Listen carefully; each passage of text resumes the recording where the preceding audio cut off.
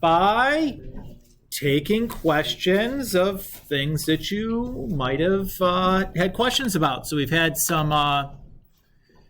had a chance to do some homework. I think we've assigned up to 70 at this point, up through 70. So if you guys have any questions from the homeworks, I'd be happy to take a few minutes here and address some of those. Mackenzie?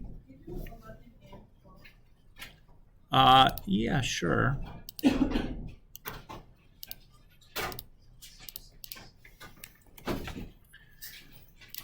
Okay. So 11 and 12, I would do the exact same way.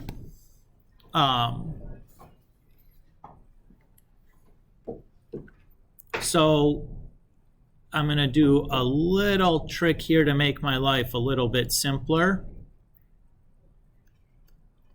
And assume that 1990 is going to be T0. And then 2000 to be T10. The nice part about that is it's going to give me the A coefficient for free, since I have to write an exponential, or write my own exponential equation in order to handle this.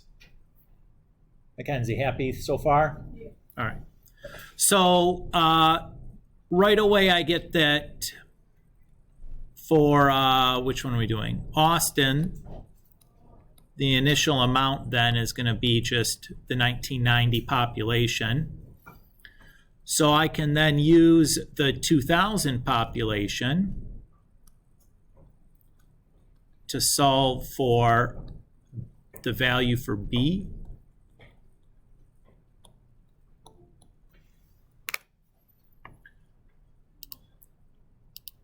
So I'm going to divide both sides by 465 and change, and then take the 10th root of both sides. That feel good, Mackenzie?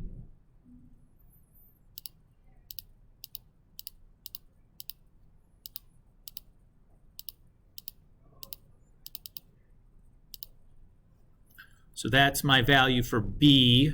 I'm going to use that again in a moment, and I don't want to have to write down the whole decimal and then type it back into my calculator. So I'm just going to save that decimal in the variable A for Austin. Because what I'm going to be doing then is solving this equation to answer that question for in what year will the population be 800,000. So I gotta go 800,000 here. And then 465,622 times A to the X. I don't know, 0 to probably 50 is sufficient. And then let's go, well, 400,000 seems like a good minimum, since the real minimum is 465. So I'll just round down to a nice even number. 800,000 is the maximum. I'm going to round up to a nice even number. How about 1 million? And then just go by 100,000. Seems good. Okay with that, Mac? Okay, here's my 800,000 line. Here comes my 1 million, or my population curve. So find that intersection, enter, enter, enter. I get about 15.75 years.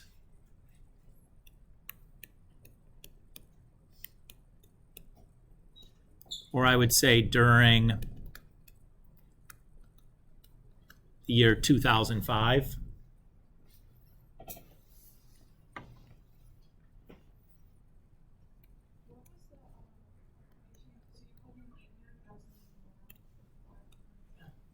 That.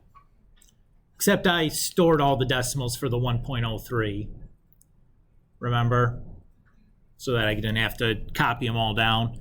If you did 1.03, I think you'd get a possibly very different answer.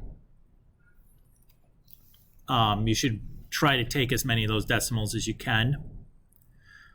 12, I'm going to do the exact same thing.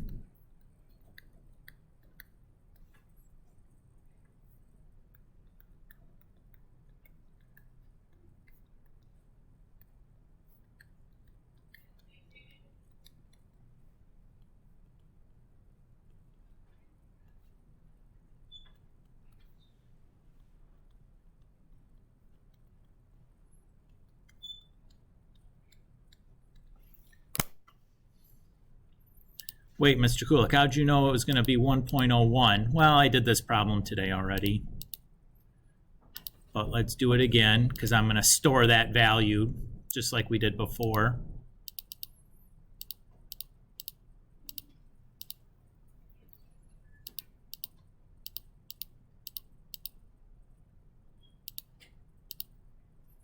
So there's my 101. I'm going to store this into the variable C for Columbus. And then we'll do 800,000 and my other one. So 632,910 times C to the X. And I'm guessing that same window is probably going to be okay. And just to make life easier, I'm going to turn off the other population curve so it doesn't get in the way and confuse me. So I just want two curves graphing. So here comes Columbus. There's my intersection, second trace, intersect command, enter, enter, enter. So that I get about 2001.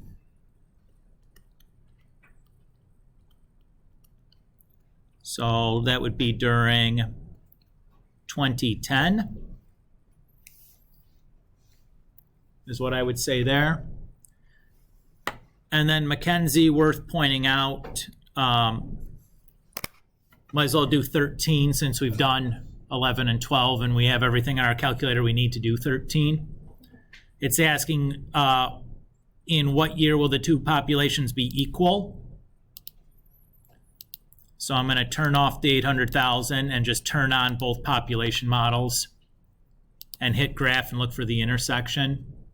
Certainly, I know what's going to happen between then because Austin started out with a population less than Columbus's, but got to 800,000 faster than Columbus did. So I know the window that I was using before, I should definitely find the intersection, which I do. Second trace, enter, enter, enter. And I get about 13.53 for T. So that would be during 2003. Does that feel good, Mackenzie? Yeah, sure. And 14, I guess I could do at the same time, but I'm just over this problem by now because all I'm really doing is changing it to 100,000 and keeping, or 1 million and keeping Austin in there. Since I know that Austin's growing faster than Columbus at already 13 years, you know, they're equal at 74 or 741,000. And as we keep going further to the right, it's clearly going to get to 1 million first. So I don't even care about Columbus anymore. Boo those Buckeyes. Because that's where Ohio State's located, is Columbus, the state capital of Ohio. You got it? I did. Cool. Who else? Happy to do some more.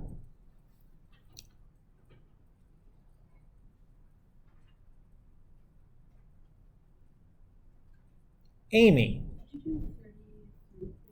Sure. I think I need the other page though for that, right? Yeah. Okay. All right.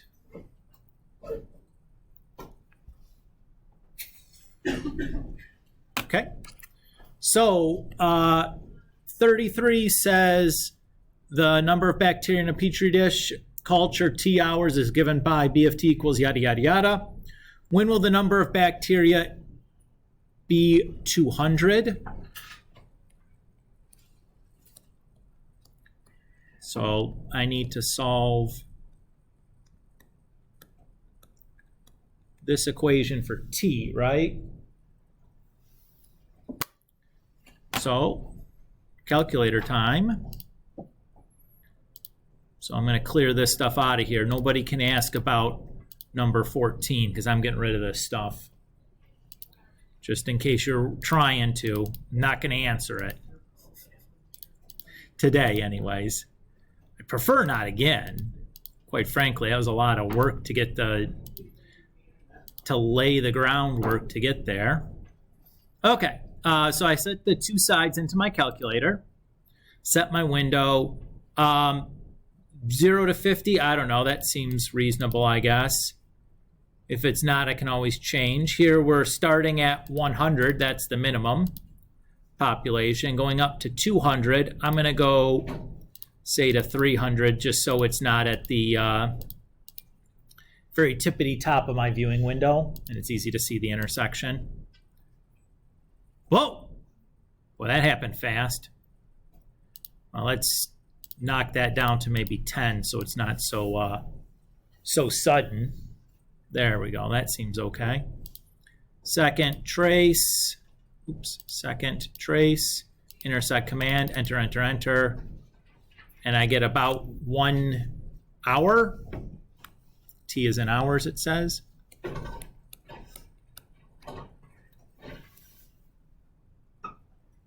The second part, it says, use your answer to estimate the time it takes for the bacteria to double. Notice if I divide both sides of that equation by 100,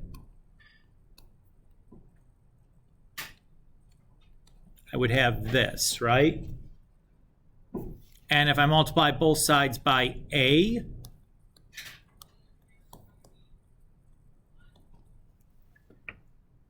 that's still the same thing, right?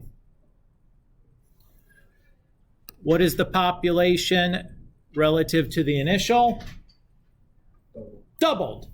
So the solution to this will also answer that question, which is still the same, 1 hour. You might have just said, oh, that is doubled. But I'm just pointing out to you, if it was 400 and 800, or 1,000 and 2,000, it's still going to be the same value for T. Right?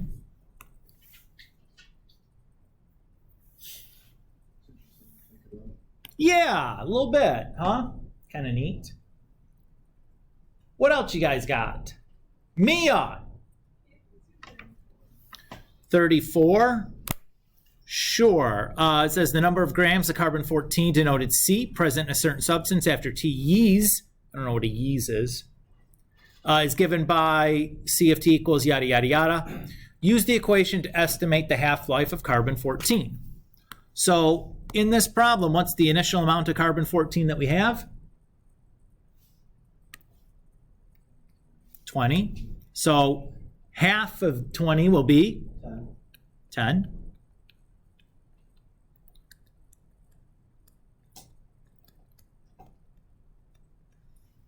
So that's the equation I'm going to solve.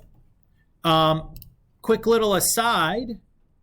Why is carbon-14 radioactive decay important? Anybody?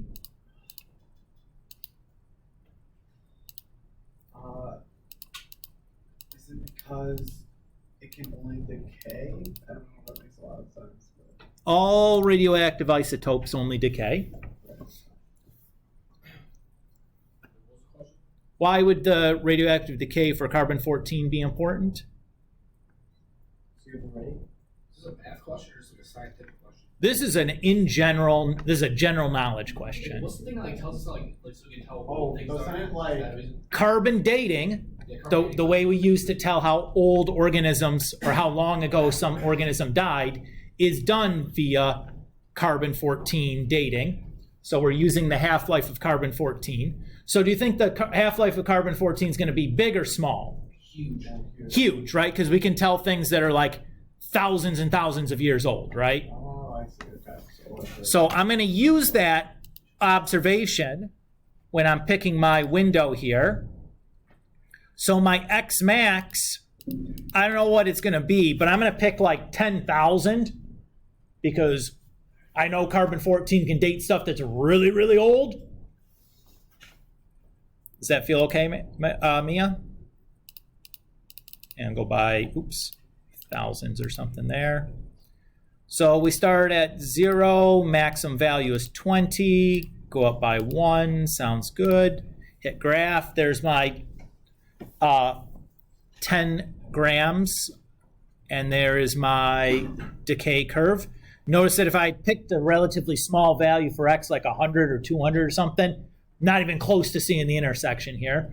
So that observation of knowing like what carbon-14 was used for and knowing that I was going to have to pick a big old value for X kind of helped. Intersection, da-da-da-da-da. I got 5,700 yees.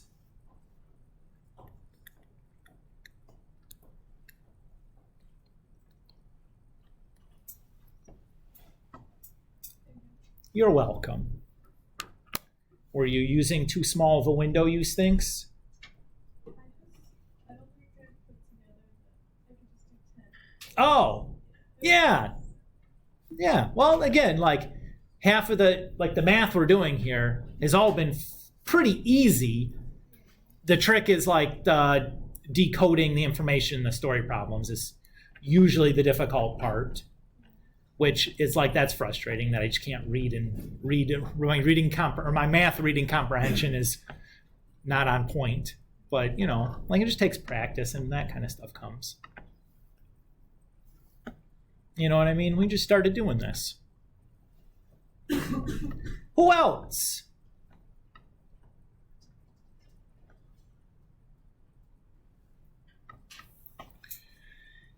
Okay. Well, we can always come back and get to more stuff next time if we got more questions.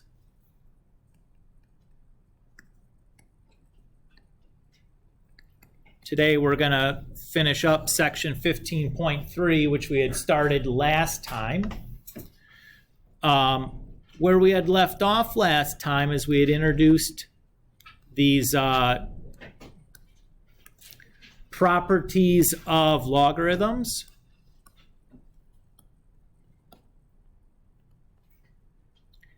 And there were three that I want to rehash here because we're going to talk about them some more today. So there's the product property.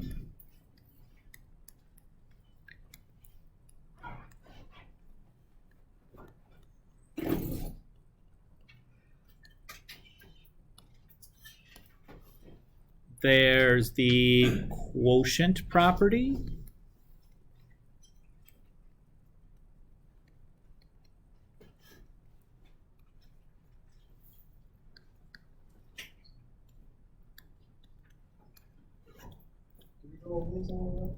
Yep, we talked about these last time. I'm just writing them down again because I'm going to be referring to them when we do some examples here in a moment. And the product property.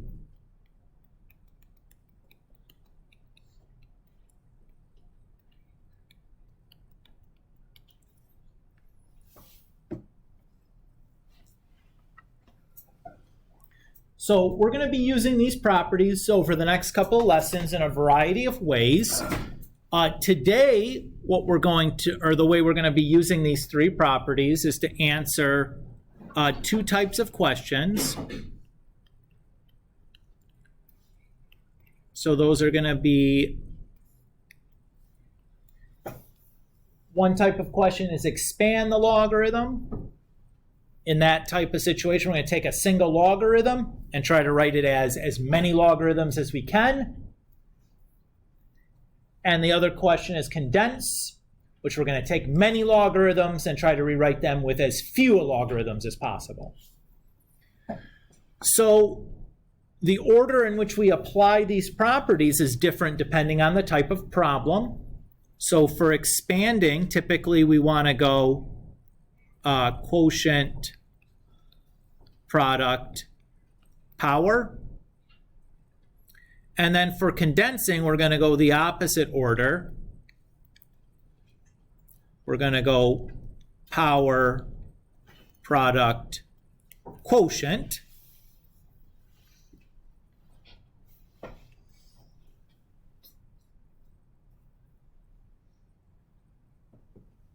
Okay. So if I'm doing an expanding,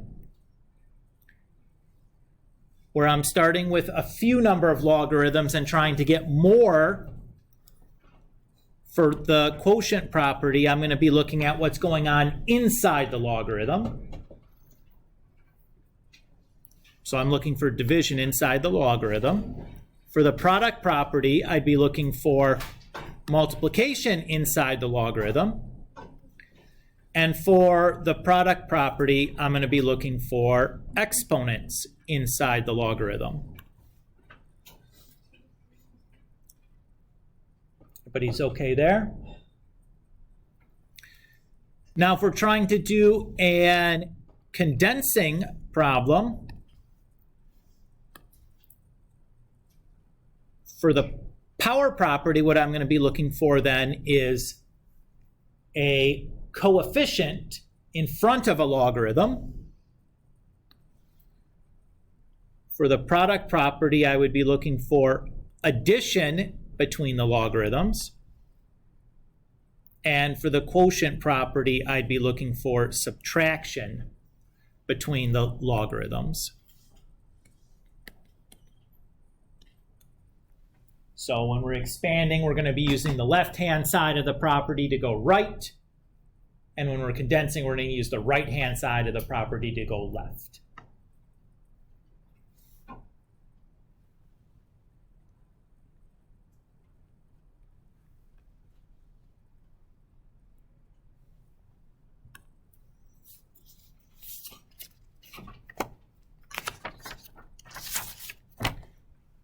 Look good to you guys so far? All right, let's do some examples.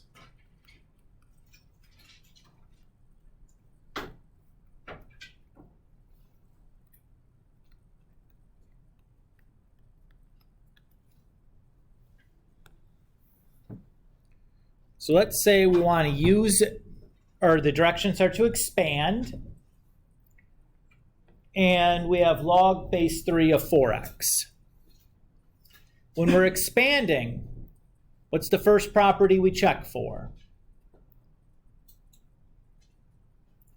Look at the board, it's right up there. Quotient property. So where do I, or what am I looking for in expanding with the quotient property? Division inside my logarithm. Do you see any division going on? No. Okay, no quotient property to do. Next up is product. Do you see any multiplication going on inside the logarithm? Yeah. You see that between 4 and x. Great. So if I apply the product property, we write log base 3 of 4 plus log base 3 of x. Okay. Now that we've done something, we're going to start back over again on each of the two logarithms, or each of the logarithms that we've just created. So do we see a quotient property in log base 3 of 4 or in log base 3 of x? No. Do we see a product property in either of those? Okay. Do we see a power property in either of those? Okay. There was something you could do.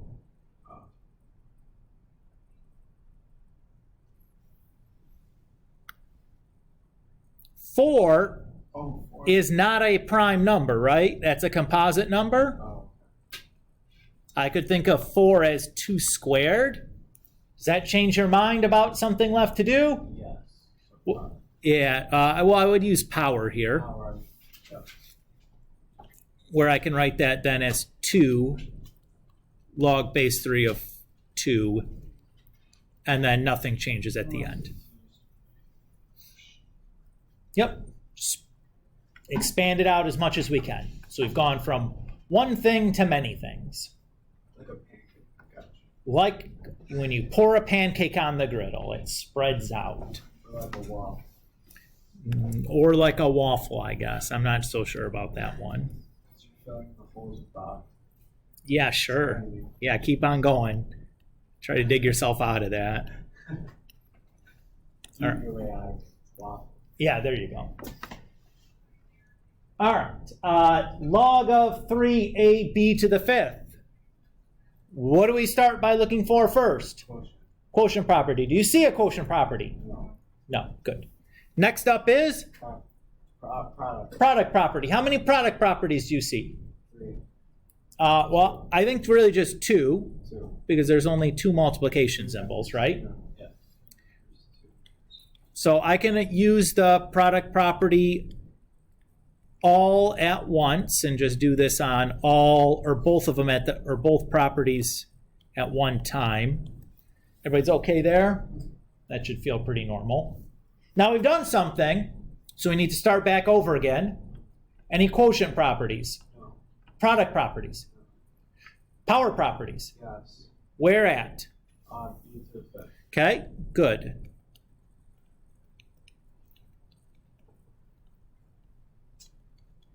Five log B. Are we done? Yay. Yes. Yes. Why didn't I have to do anything with the log 3? Because you can't really do it. Why? Because there's no quotient product. Because 3 is prime. That's what I was looking for, right? If it was composite, you could break it up using a product or power property, right? If it was 6 there, you could do 2 times 3 and break it up. Oh, okay. You know what I mean? So you're allowed to break stuff up. Yep. Yep. In fact, you should. You should expand as much as possible. Can you get a drink of water? Sure.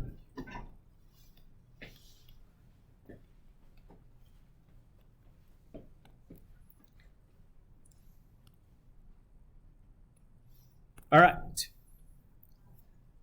Next one, we have the natural log of square root x cubed minus 5 over 2x. We're still expanding. First thing we look for is quotient property. Do you see one? Yeah.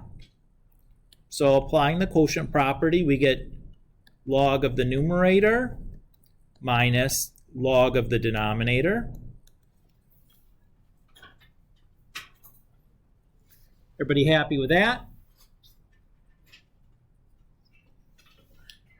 Okie dokie. Next up, well, we did something, so we start back over again, right? Any more quotients? Nah, man. Products?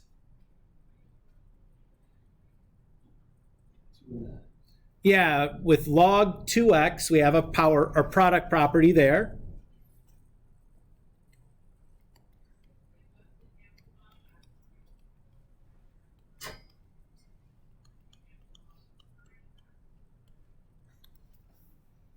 Okay, does that look good?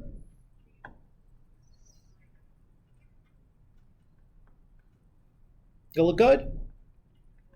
There's a test, you all failed. There's a mistake. Mr. Kulik did on purpose, because this is the most common mistake I see students make when doing this. Does anybody see what it is? What does it? What's it? Yeah, so ln2x was all negative, so that negative needs to apply to both places. So you either needed to put a parenthesis there, or you could have gone straight to this. Either would be okay. I'm going to show the extra step because, shoot, these are notes. But that is a sneaky little trick. Would Mr. Kulik do that on a test or something? Yeah, you better believe he would. Why? Because he's a sneaky jerk, right? Well, I'm not that big of a jerk, because at least I'm showing you the trick, right? If I didn't show it to you first and then did it on the test, that would be extra sneaky. All right. Everybody feel cool about this so far? Obviously, there's still some more stuff to do. Or maybe it's not obvious, but there is still some more stuff to do. But I just want to point out to you that mistake that we just highlighted there, probably, I don't know, half to a quarter of students probably make that mistake even after me showing it to them. Try not to let it be you. You know what I mean? All right. So we did something. So what do we start back over? Any quotients? Nah. Products? Nah. Powers? Okay, where's the power property? On the square root. Great. What is the power for a square root the same as? 1/2.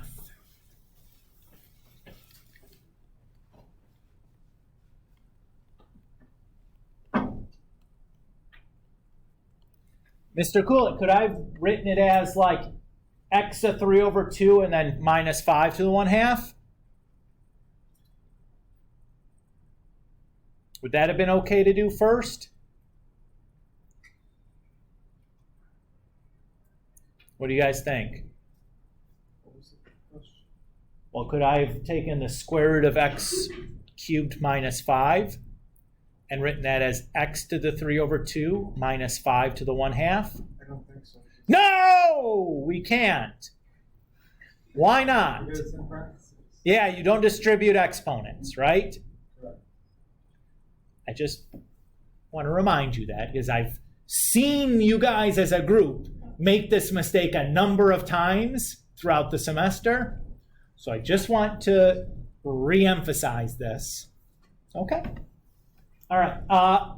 Anything else that I can do here? I got that x cubed in there. Can I do anything with it? Is that a power property? Yes. No, It is. it is not. Oh, it's Why not? in parentheses. Because of the subtraction after it. The entire thing inside the logarithm needs to have the exponent applied to I it. see. Logarithms do not distribute, so you can't do the properties term by term inside of the logarithm. So what if it's like x to the third and 5 to the second? Nope, No. So can't do anything with that. It has to be the same. It would have to be like x minus 5 to the third. Okay. That you could do something with because the entire thing is Right. to the okay. third. So if it was like But if it was x to the fourth and 5 to the fourth. if it was this, nothing you can do with that. Nothing you can do that. Nothing you can do with that. Gotcha. Well, I take that. I mean, that's actually technically a difference of 2 cubes, so you could factor it and then use a product property on it after you factored it. Fine. Okay. But you can't use a power property on it. Okay. Gotcha. So this is as far as you could go. Yes. Is this like x squared like plus 16? Would you use the power property on it? It was like a square root or something like that. No. Again, if you had x squared minus 16, you could do this and then use a power product property. That would be okay to do. But you can't do a power with it. Yep. That's okay. Again, these what if questions are good ones. Happy to answer them. It's, the finer points, making sure you really understand. You ask the what if question. It's like, I'm not really sure how to interpret something like that, or could I do something with it? Those are important. All right, let's do some condensing now. Sound good to you guys? Yeah. Cool.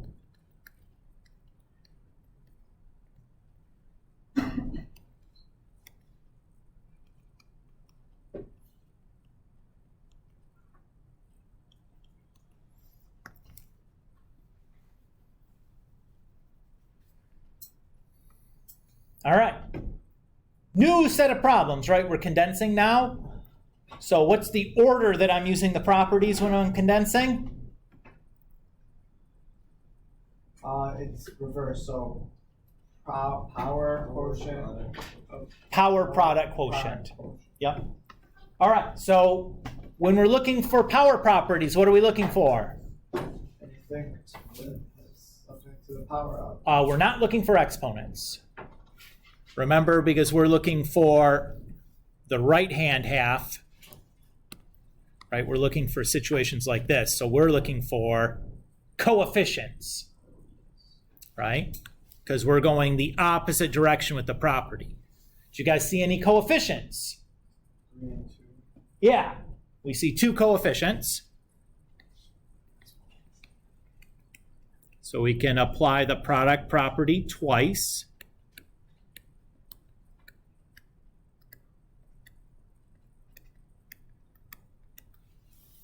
Everybody feel good there? Okay. What's the next thing we should do? Products. Great, product properties. What am I looking for to indicate a product property?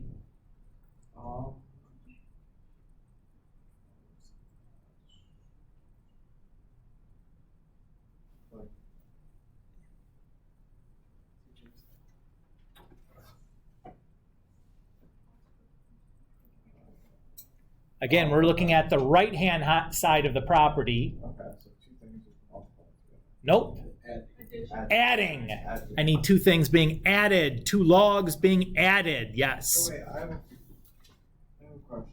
When you had -2, or it was -2 log 5, what if you took x in your thing and made it -2, so that way it was just plus plus? Instead of having another number.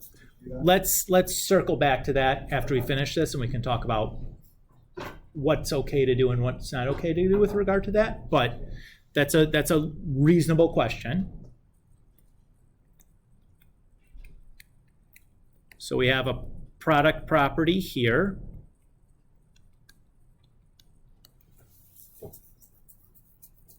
Everybody happy? Yeah. Quotient. Okay, is there a quotient property? Yes. What are we looking for to indicate a quotient property? A negative. A negative, or subtraction, right? Is there a quotient property here? Yes. Look closely. No, because you have Yeah, the answer is no. There's not actually a quotient property here. But Mr. Kulik, it's the subtraction. The bases aren't the same. If you go back and look at your properties of logs, they require the bases to be the same. Well, that's a low, sneaky trick. But I'm showing it to you right now, so at least you know that this is something that Mr. Kulik might do, so you can be on the lookout for it. Gotcha. Right? So this is actually as far as we can go on this one.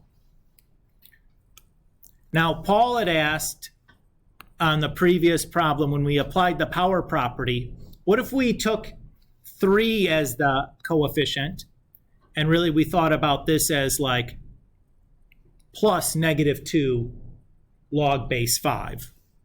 Can I do that? Well, sure. That's okay to do if you want to think about it that way.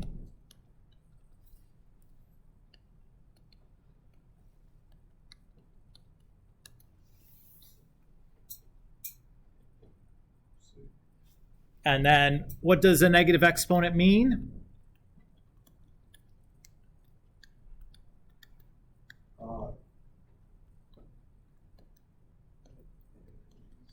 Means a reciprocal. So you can think about it that way too. That answer would be acceptable as well.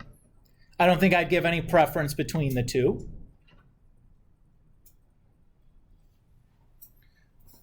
Everybody okay there? Keep in mind, if you're going to take that approach where you move the negatives into the exponents, you'll never have to deal with a quotient property, because you always just take the negative sign and move it to the exponent and make the reciprocal later. That's fine. Reasonable thing to do. Still okay. Let's do another one.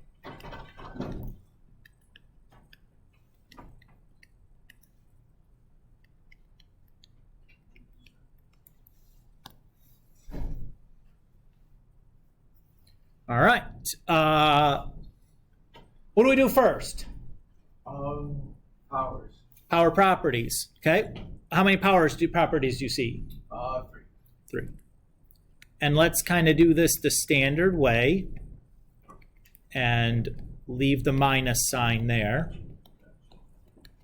If you'd like, we can come back and do this again the other way that Paul had mentioned, or Paul had suggested doing, or asked if we could do anyways. I'm not sure if it was a suggestion or just a question. Either way, good observation as to like, hey, that's something I want to worry about.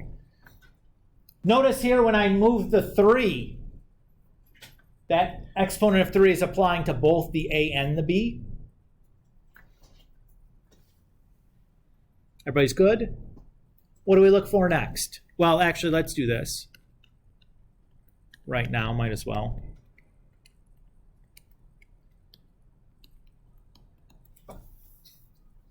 Wait a minute, Mr. Kulik, you said exponents don't distribute. It didn't. There's not addition or subtraction going on between those symbols. Just multiplication. Exponent applies to both, parts of a product. Everybody's cool still? All right. What do we look for next? We look for products. Great. Do you see a product property? Yes. Okay. Between which logarithms? The one that has a cubed, b cubed, and the one that has b cubed. That's b squared. B squared. Everybody agree with that? That's wrong.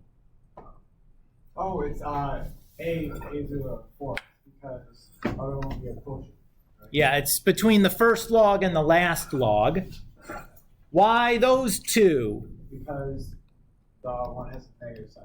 Yeah, the one with the negative sign cannot be part of a product property because I know I could just rewrite everything like this.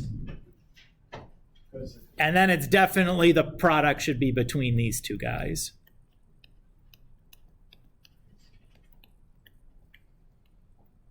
That's sneaky, Mr. Kulik. Again, yes, but I'm showing you the trick, right? I'm showing you all the nasty things that I might do to you on a test, not in real life, in academic life. How would you do that? How would you do that? I don't know. What does A and B stand for? Is a real question. A and B. They stand for sounds. And then cube No, it. Make it sound. yeah, I don't know. All right. Last step would be? Quotient. Yeah. And notice that these are the same logs. They're both natural logs, so we definitely can do a quotient property.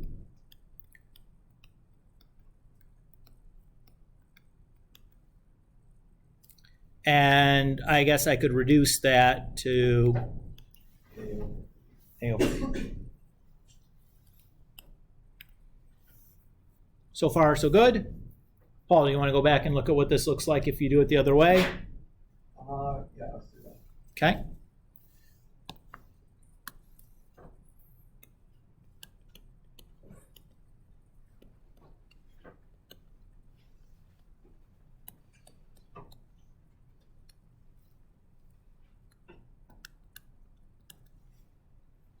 So you do that. And then we can do the product property. I'm going to distribute or apply that exponent as well. And then we really just, oh, that was a 3 there though, right? Use our properties of exponents to multiply those things together.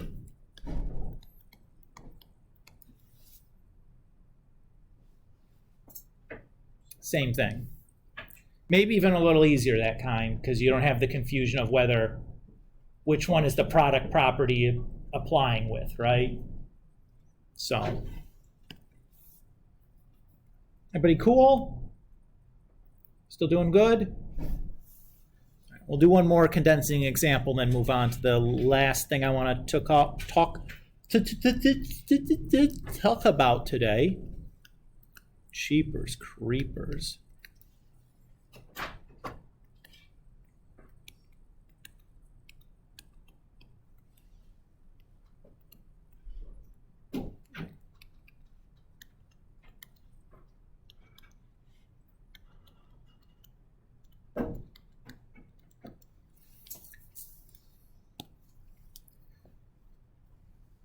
All right. -2 log w plus 3 log x minus 1/3 log y plus 1/2 log z. All right. What do you want to do first? Product. Or quotient. I mean the other one, the power. Yeah, power. Okay.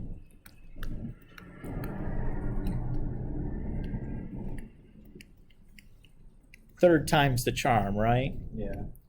Notice that a 1/3 power is the same as a cube root, and a 1/2 power the same as a square root. So I'm going to go ahead and do that. Everybody happy so far? Okay, what do we look for next? Product. How many product properties do you see? Just one. Okay, between which logs? Log x of 3, and then log root z. Okay. And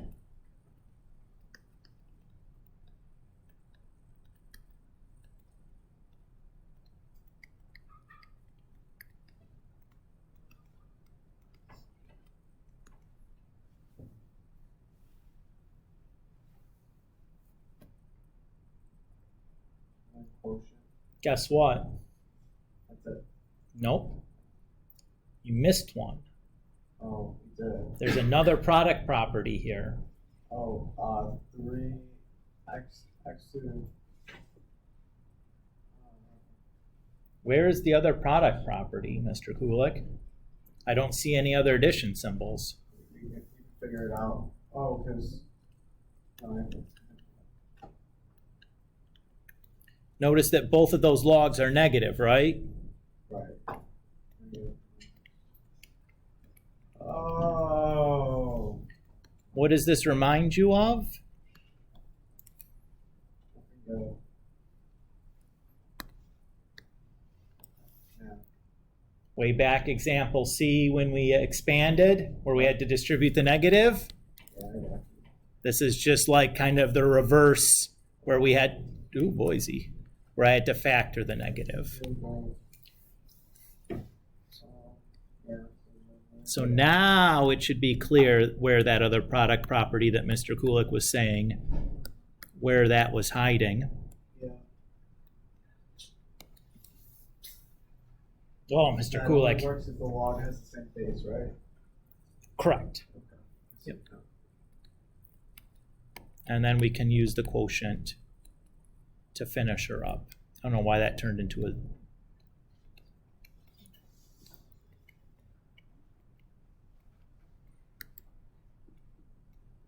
And I would say, don't worry about rationalizing the denominator in a problem like this, where it's inside the logarithm already. Nuts to that.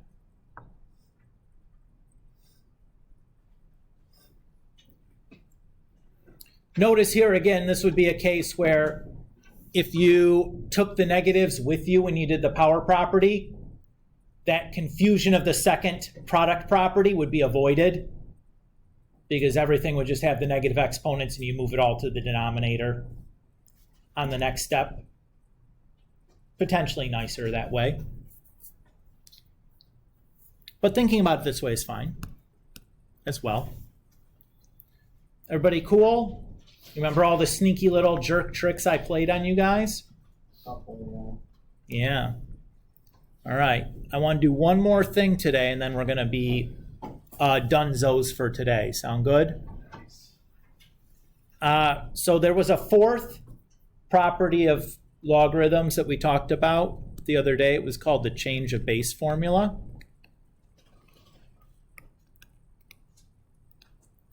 And what it said was log base b of a equals log base c of a divided by log base c of b. And we're going to prove that.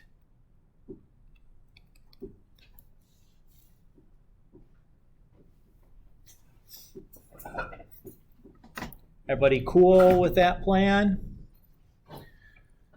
All right, so I'm going to say that capital A is just going to equal log base b of a. Just the left-hand side of what the statement I'm trying to prove.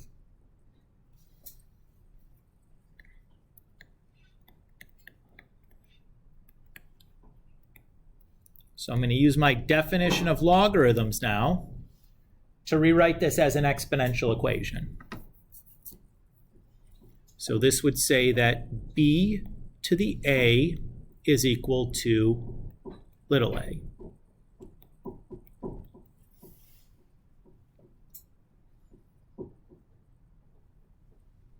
Everybody so far so good?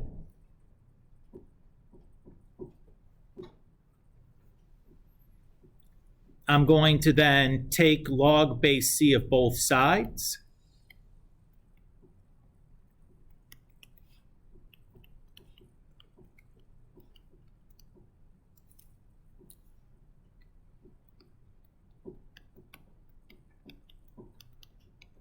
And the reason I'm using log base c here is I know on the right-hand side I need log base c over log base c, or log base c of a over log base c of b.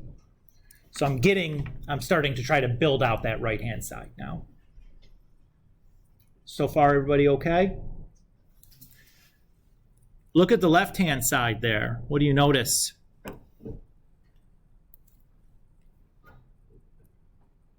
What can I do with that?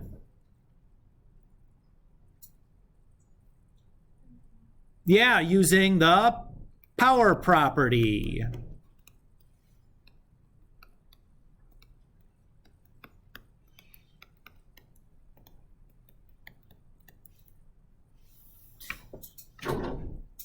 Then if I divide both sides by log base c of b, I have the left-hand side that I was looking for. Everybody's okay with that? And what was a again? It was log base b of a. What?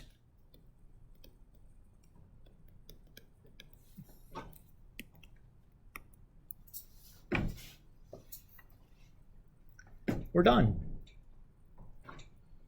Neato! Neato. All right. This feels like a good place to stop. For not this Sunday, but next Sunday's problem set, we're going to add on problems 71 to 98. I think 1 through 70 is probably sufficient for this Sunday, don't you think? Start packing some on to next Sundays. We haven't had a homework quiz yet.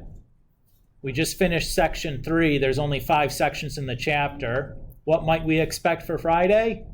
Section 3, Homework quiz. Yeah. So you should be through section 3, or be prepared for things through section 3 anyways, for the homework quiz. Okay with that? Yeah.